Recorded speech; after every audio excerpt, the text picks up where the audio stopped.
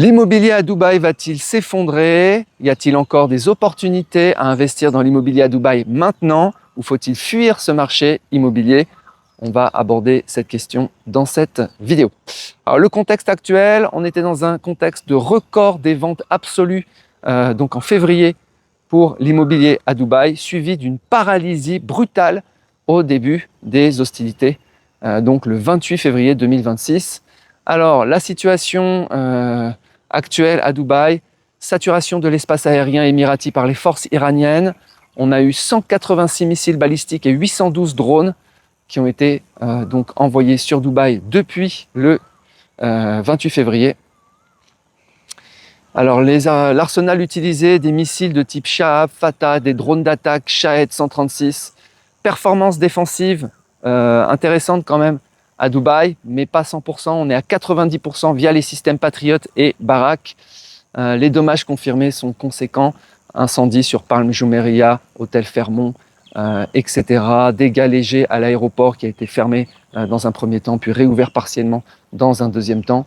Donc, voilà.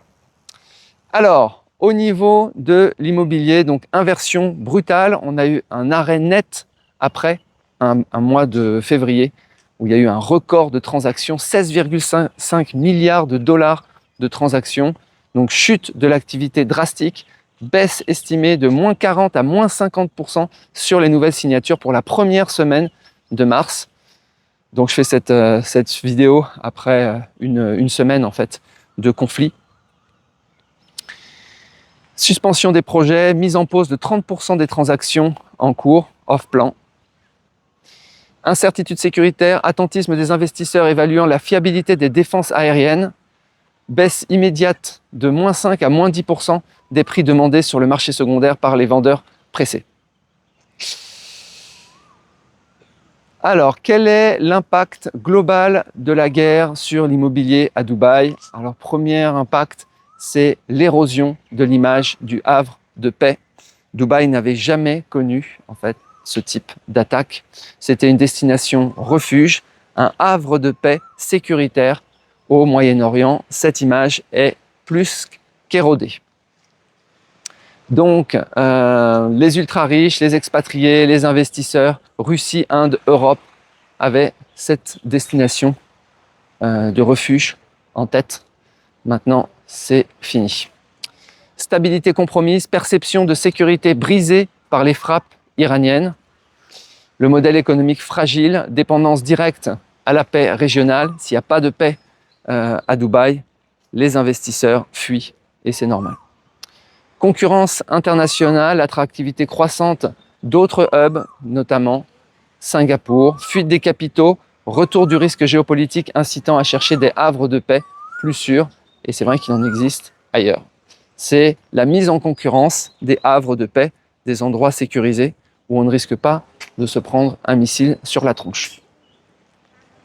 Alors, les fuites des résidents et des investisseurs. Donc, exode massif, fuite de milliers de personnes de la région. Évacuation organisée, vol charter américain pour 17 500 ressortissants. Donc ça concerne les Émirats arabes unis, l'Arabie saoudite, la Jordanie. Départ des élites aussi, départ précipité. Des expatriés, des célébrités. Alors, il y en a qui veulent partir, mais qui ne peuvent pas partir, qui sont bloqués parce que l'aéroport est bloqué ou partiellement bloqué. Des signes de panique, abandon d'animaux et de biens, similitude avec la crise de 2008, risque d'effondrement, menaces économiques liées à l'intensification du conflit, chute de la demande locative, normale, vu que les gens partent, et d'achat. Impact sur le off-plan, retrait des étrangers, 65% des transactions en 2025.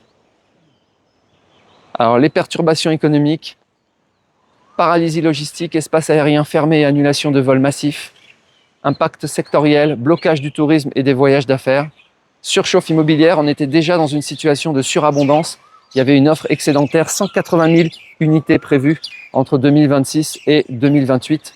Il y a eu un boom en fait de l'immobilier, donc ils ont vu, ils ont trop construit en fait. Enfin, ils ont construit en prévision d'une économie florissante. Ils n'avaient pas prévu qu'ils allaient se prendre cette crise Crise de confiance, recul marqué des investisseurs face à l'instabilité et un risque de crack. Prévision de Fitch sur une chute des prix liée aux ventes paniques des ultra-riches. Alors, quelle baisse prévue pour l'immobilier?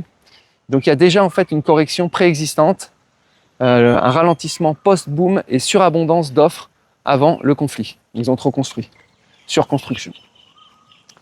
Amplification par la guerre, aggravation des prévisions de baisse initiale. Révision de Fitch, passage d'une baisse prévue de 10 à 15% à des corrections plus lourdes. Segment intermédiaire, chute estimée entre 15 et 20%. Résilience du luxe, maintien relatif avec 990 transactions en janvier 2026. Perte extrême signalée, rumeur de chute de 60 à 80% sur certains portefeuilles par rapport au pic de 2025. En gros, la fête est finie. Alors, si le conflit s'enlise, parce que là, le conflit, il a une semaine. Alors, je fais un bilan tous les 24 heures sur une autre chaîne, si ça vous intéresse. Bilan du conflit. Tous les jours, en fait, il y a des drones en fait, qui continuent de tomber, encore sur les dernières 24 heures. Alors, si le conflit s'enlise pour les prochains 6 mois, on va voir 6 mois, 1 an, etc. Donc, correction majeure des prix serait de au moins 15 à 20%, excédent d'invendus lié à l'offre massive, hausse des incitations de promoteurs. Il pourrait y avoir des opportunités, mais il faudrait que la guerre s'arrête. Quand on commence ce type de conflit, on ne sait jamais comment ça va terminer. Regardez, l'Ukraine, ça devait durer 15 jours, ça fait plus de 3 ans maintenant.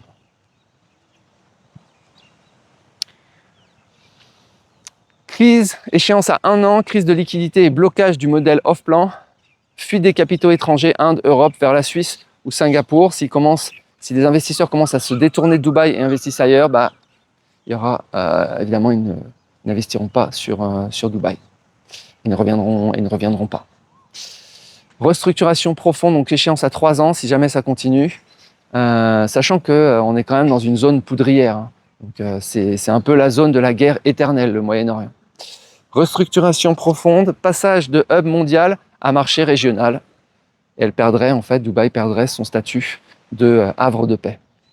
Chute possible des prix de moins 40%, effacement des gains post-2021.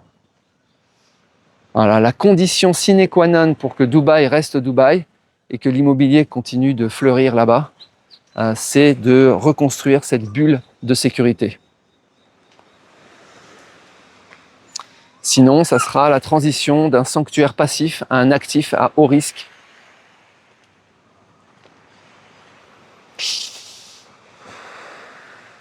Voilà, donc là, chez les investisseurs, actuellement, la prédominance, c'est le wait and watch chez les acheteurs. Donc, ils se sont mis en attente de voir si le conflit va s'enliser pendant des mois, des années, ou bien si c'est juste un petit phénomène d'une semaine ou deux. Alors, les arguments pour investir et les arguments pour ne pas investir. Et ensuite, les recommandations. Alors, argument pour ne pas investir sur Dubaï. Perspective à court terme défavorable en raison d'une volatilité élevée. Risque militaire persistant, analyse sur les missiles hypersoniques iraniens non interceptables par les systèmes de protection de Dubaï. Fuite de capitaux, déplacement vers des zones jugées plus stables, Oman, Arabie Saoudite, bon, ça c'est discutable vu que là-bas ça pète aussi. Un marché donc de l'acheteur, opportunité de vente forcée, des distress sales, donc ça veut dire les mecs vont vendre avec des gros cuts, ça va être des hot sales, liés à la surabondance d'offres. Donc il y avait déjà en fait, la baisse était déjà écrite, mais elle vient s'aggraver avec la guerre. Prévision de Moody's, refroidissement modéré sur 12-18 mois, surtout sur l'immobilier abordable. Recommandation d'attendre une stabilisation pour les opérations d'achat-revente rapide pour les fleets. Donc, wait and watch. Argument pour investir. Ouais. Parce qu'il y a peut-être des opportunités. Si le conflit n'est que passager, n'est que temporaire et que tout le monde s'excite, panique générale, etc., et qu'on arrive à avoir des biens immobiliers à moins 50%, pourquoi pas? Potentiel long terme, attractivité maintenue pour les investisseurs patients, atout structurel, rendement locatif élevé, 6-8%, fiscalité nulle et programme de Golden Visa. Alors fiscalité nulle, hein, c'est de plus en plus, c'est de moins en moins fiscalité nulle quand même à Dubaï. Là aussi, ils ont un peu serré la vis, donc pas évident. Résilience historique, capacité de rebond démontrée après les incidents de 2022, par exemple à Abu Dhabi. Dynamisme actuel, croissance des ventes de 18% en glissement annuel à février 2026. Donc on était sur une tendance haussière. Facteur de reprise, dépendance au scénario de désescalade ou de stabilité régionale.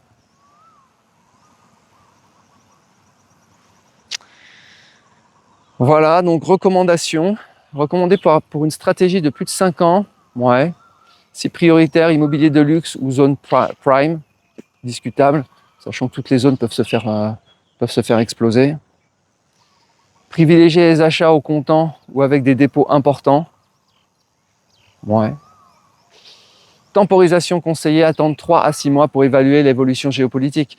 Pour moi, c'est pas attendre 3 à 6 mois, c'est attendre en fait des signaux qui indiquent en fait la fin du conflit.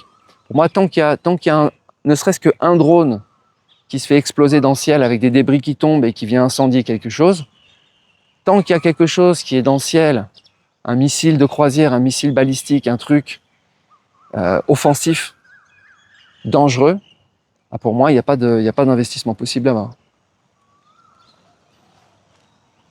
D'ailleurs, je suis assez étonné en fait des influenceurs qui nous disent que bon, finalement, il y a des drones et des missiles, mais que globalement, la sécurité, ça va. Surprenant. En même temps, ils n'ont pas vraiment le droit de dire autre chose, hein, étant donné le flicage en fait sur les réseaux sociaux. Il y a eu des influenceurs qui ont été convoqués par la police, ils ont changé radicalement leur discours. Ils ont dit finalement ça va. Voilà, alors outil de suivi pour consulter toutes ces données, le Dubai Land Department pour les données temps réel.